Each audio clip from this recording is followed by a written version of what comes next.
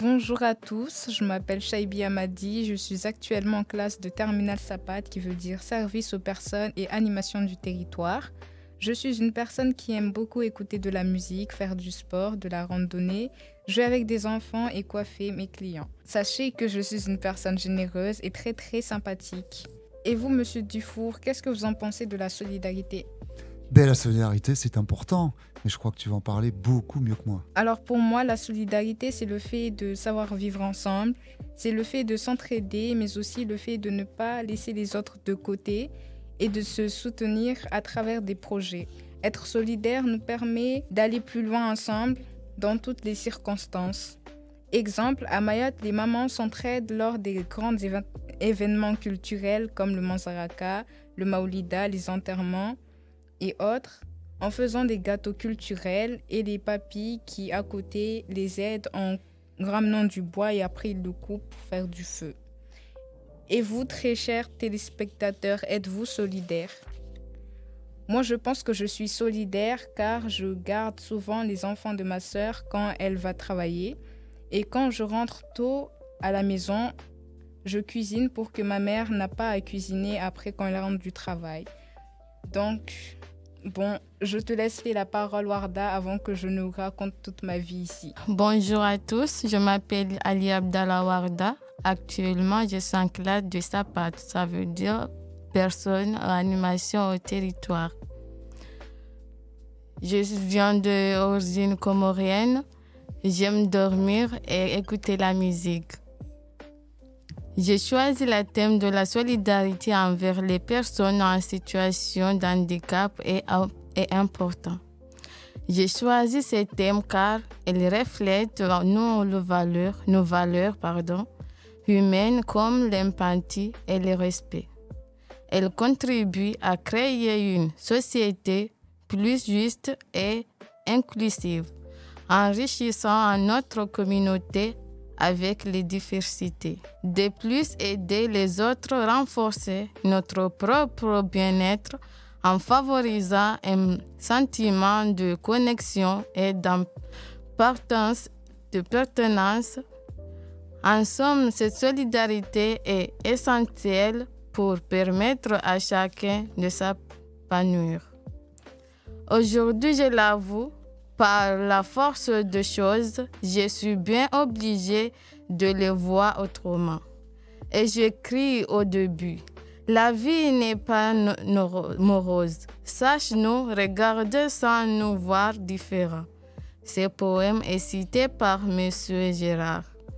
Je laisse la parole à ma camarade Toifi. Salut à tous, je m'appelle Kombo Toifi, élève en terminale SAPAT. Je viens de Ouangani. Je suis une personne très gentille, très aimante, d'origine mahoraise.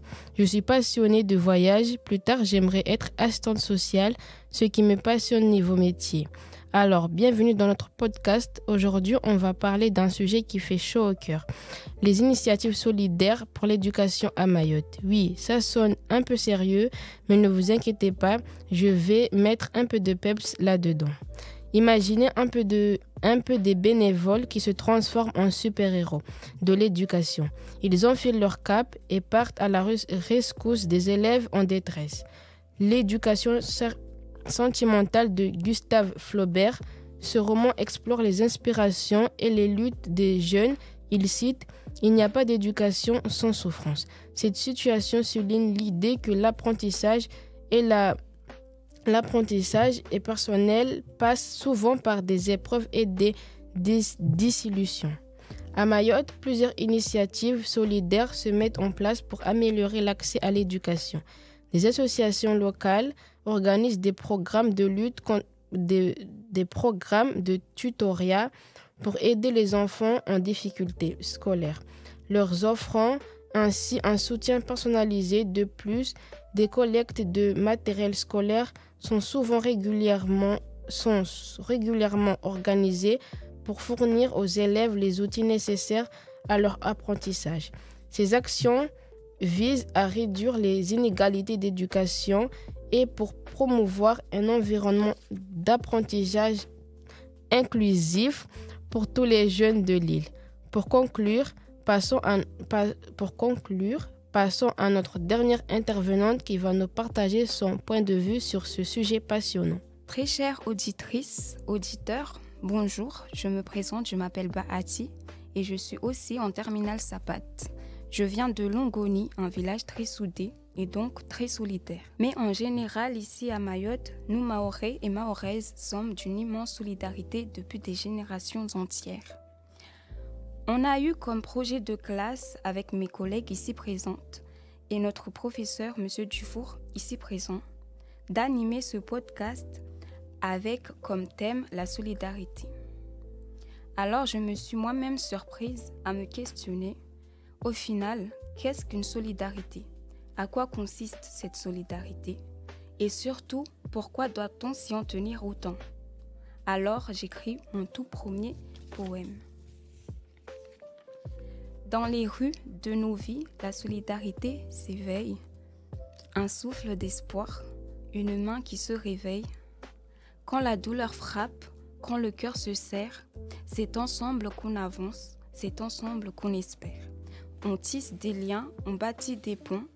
Face aux tempêtes, on se tient, on répond. Pas de frontières, pas de murs entre nous, car la solidarité fait de nous un tout. Dans les rires partagés, dans les larmes versées, on trouve la force, on se fait avancer. Main dans la main, on défie le destin, car ensemble, on est fort, ensemble, on est bien. Alors levons nos voix, chantons notre refrain, la solidarité, c'est notre chemin. Unissons-nous, faisons vibrer l'amour, car c'est ensemble, aujourd'hui et toujours. Ici à Mayotte, la solidarité se traduit dans une immense et belle culture que nous aimons tant et avons de la chance d'avoir. Cette même culture dans nos mariages, nos fêtes et même nos célébrations religieuses. Comme le débat, le Maolida Shinge, qui se font toujours en communauté, car oui, ici à Mayotte, nous aimons être réunis et savons ce que c'est le vivre ensemble, le bon vivre ensemble. C'est aussi avec cette belle mentalité avec laquelle j'ai grandi que j'aspire plus tard à être psychologue afin de enfin lever le voile sur certains tabous encore présents dans la société mahoraise qui pourront par la suite renforcer ce lien de solidarité à Mayotte, qui nous maintient mahoraises et mahorais et surtout en tant qu'être humain. Merci à tous et à toutes de m'avoir écouté, de nous avoir écoutés sur nos ondes de Coconi.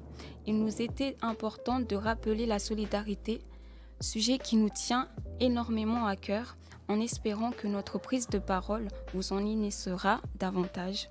En remerciant M. Dufour de nous y avoir permis, on vous fait à tous d'énormes bisous et à la prochaine. Ciao, ciao.